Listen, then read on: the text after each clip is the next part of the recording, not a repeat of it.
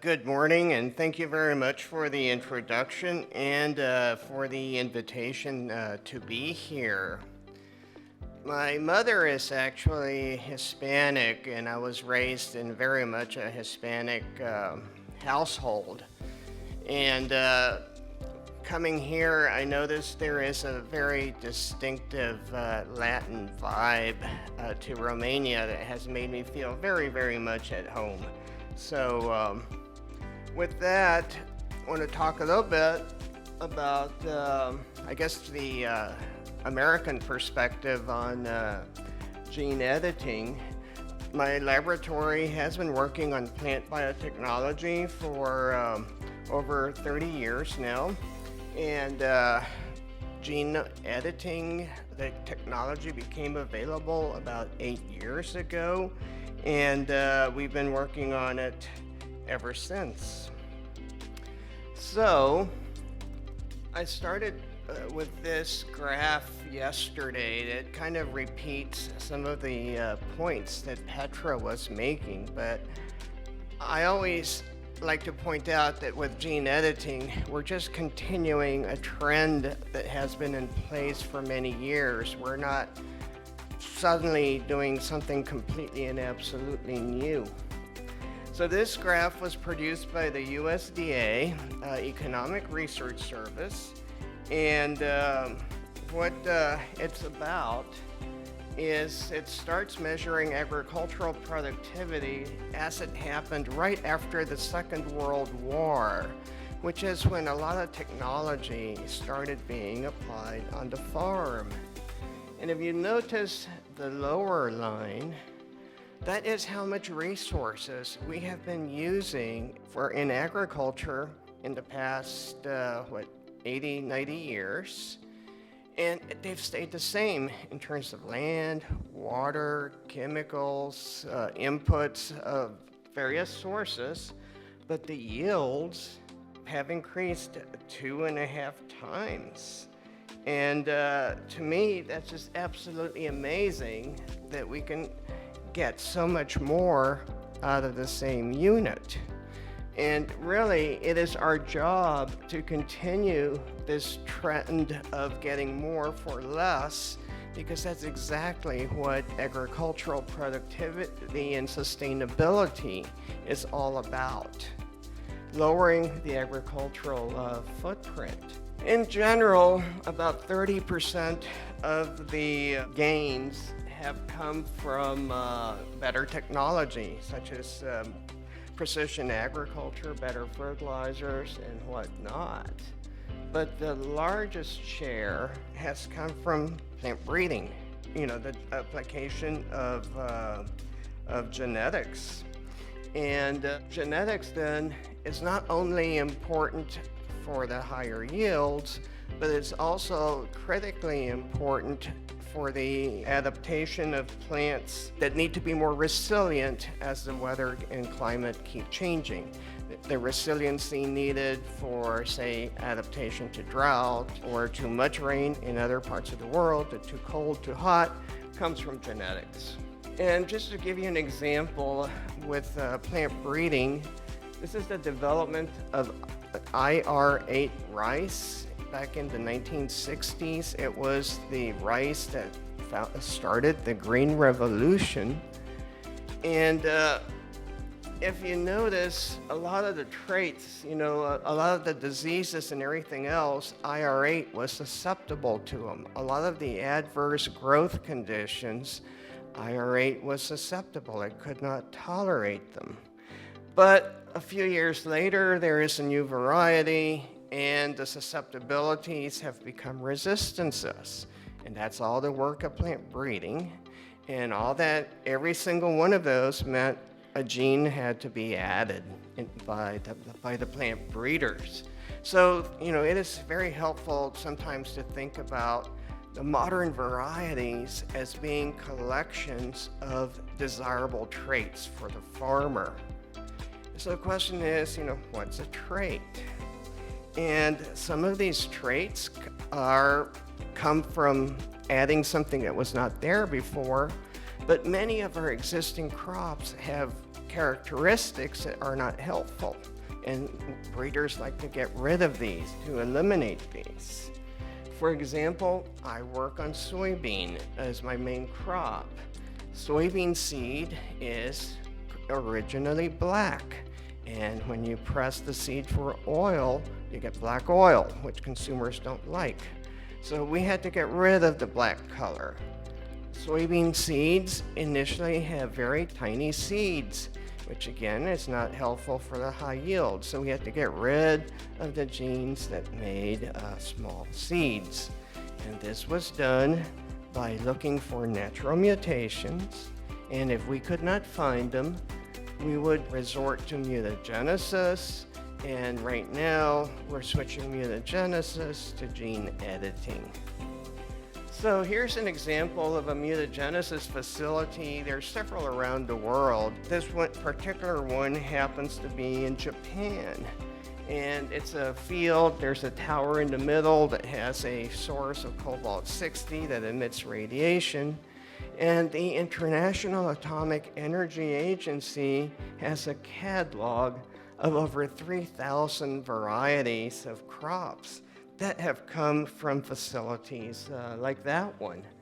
Things that everyone would be familiar with would be things like the seedless pink grapefruit, or just about any single pasta wheat are all the results of mutagenesis. Nowadays, when we sequence the genomes, we can see what mutations did to the genome. And here's just a list of different DNA changes that happened. But I guess the take-home message is that changes in the characteristics are due to changes in the DNA. And number two, the changes in DNA that happen with mutagenesis are pretty much the exact type that happened with editing.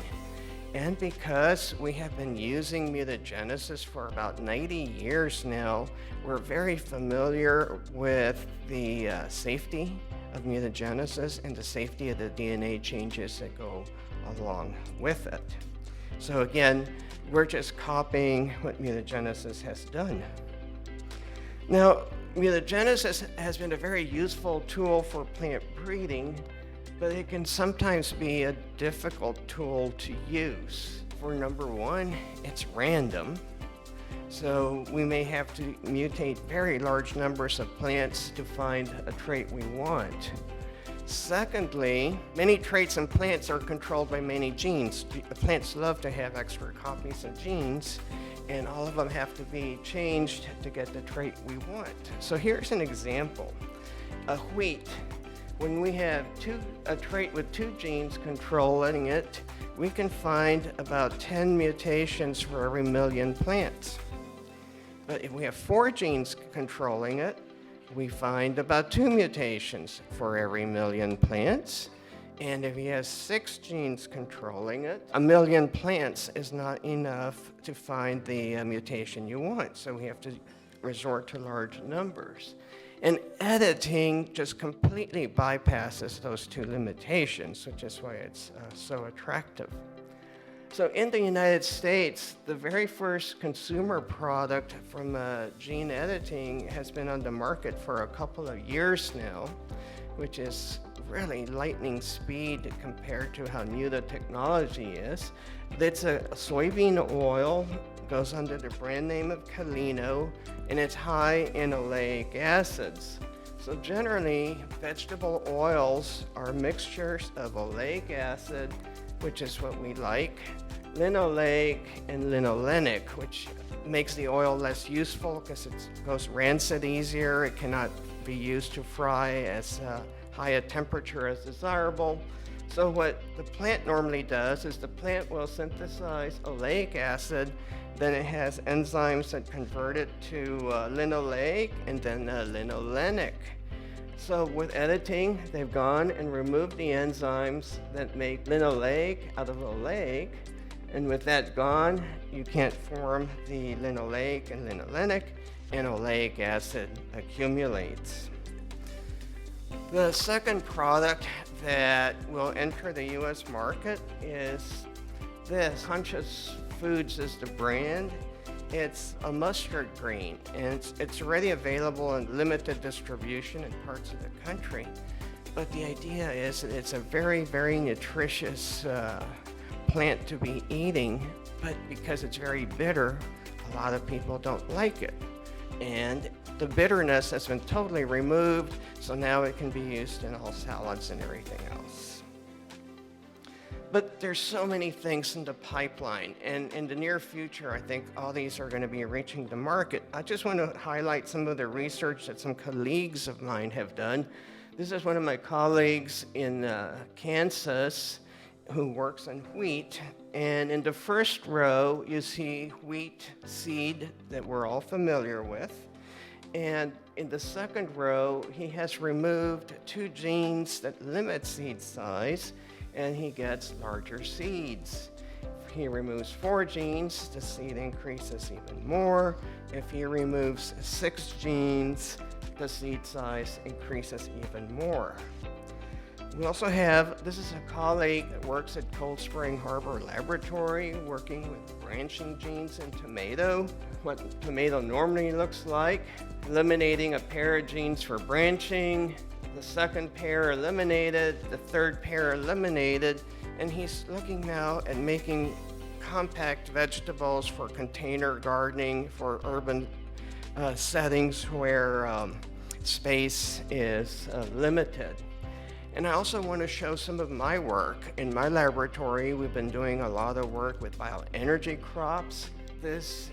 We're looking at cell walls, and we have this one trait that's controlled by 8 copies. It's 4 genes, 2 copies each makes 8.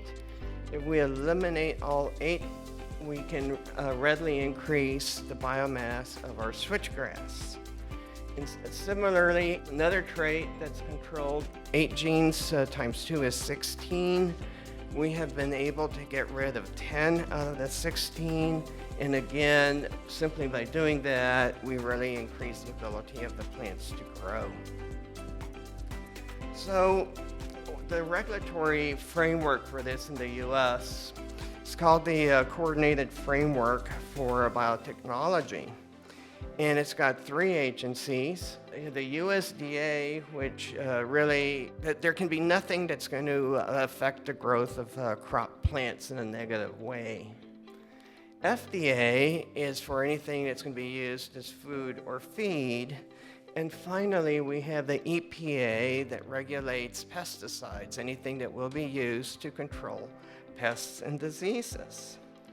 And it helps to understand regulations if one understands that editing is not just one thing, but is really a collection of techniques that Juana was alluding to.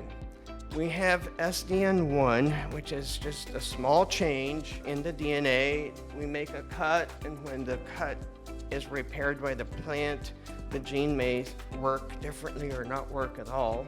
So that's the SDN1. SDN2 is very equivalent to so SDN1 is equivalent to mutagenesis. SDN2 is exactly what breeders have been doing the past century when they backcross to replace one gene with another, like replacing a gene for disease susceptibility with one for disease resistance. And then we have SDN3 where you are adding DNA, so that one really will be a genesis type of situation. But right now, almost everything that's being done fits under the category of SDN1, and the other 2 categories still have a lot of research work to do before they are common. Now, the United States does not use SDN1 terminology. It's very European, but they do really help understand some concepts. So beginning with the USDA, for equivalents of SDN1, they're not regulated. I, in my laboratory, am allowed to make one edit, and I don't have to tell the USDA, I don't have to consult with them, I don't have to get a permit. I can do whatever I need to do with it. If I do an SDN2 where I'm replacing one gene from another, like a backcrosser would, as long as it's from a sexually compatible source. Again, I don't have to let the USDA know I've done it. I'm free to do it. If anyone really feels they need to be validated, that they are not regulated, they're free to consult with the USDA, ask them to verify that you're in fact not covered by their regulations, and they will do that for you. If you start making more complex changes, though, you are going to need to either get a permit from the USDA or ask to do what's called a regulatory status review. When you say you go to the USDA, can this change create problems for agriculture? And they will take 120 days to say no, you will not. If ever there was a change that could create problems, they would come back and do a complete study. So why is it then that the USDA allows us to do an edit without consultation? And that's again where the history comes in. We estimate over the past century, perhaps 1 million new plant varieties have been developed. And although these are not routinely subjected to safety studies, they have an exemplary safety record. And yet, all of those varieties are have DNA changes accumulating, and it's the accumulation of DNA changes that makes varieties different. And these DNA changes then can be used as a baseline from which to assess the safety of anything developed with editing. So to give you an example, 2 varieties of soybean. One is from the United States, one is from China. The line from the United States actually happens to have 640 genes in it that the Chinese line does not have. The Chinese line, in return, has 1,300 genes that the US line does not have. It also has a lot more DNA. But if you look at the DNA they have in common, we find over 500,000 structural changes in the DNA. And here's an inventory of what those are. But the important thing is that these are the same types of changes that happen with mutagenesis that happen with editing. So the argument the USDA is using is, if the first 500,000 changes are not creating problems, there's really very low odds that the change number 500,001 is going to behave differently. And this goes, the type of change we just see across varieties, across crops. So with that, we also have FDA. They don't have a policy yet, but in general, FDA has a requirement that any food that's sold has to be safe. If there is any doubt about the safety of a food, you need to consult with them. Thus, if you don't have doubts, you don't need to consult. So far, they have focused their attention on biotech crops, even though legally they can focus their attention on any type of breeding. And we expect them to continue the voluntary consultation policy. Marketplace, you might not find a buyer if you don't go by FDA first, but it's a market requirement, not a legal requirement. Finally, EPA does not have a policy yet. They're proposing that we're allowed to copy natural changes of either SDN1 or SDS2. The difference with the EPA is that they want you to let the EPA verify that you have copied the natural change, and then you're not covered by them. But otherwise, if you're doing something not found in nature, they would expect you to register it as a pesticide if the trait is a defense against some pest. So to summarize what I've said, natural changes in plants are reflected in their DNA. Said another way, it's hard to change the appearance of a plant if you don't change the DNA. And mutagenesis then has been copying these natural changes. These changes can be small or they can be large. All of them have a history of safe use in terms of their role in plant breeding and in the plants in our food supply.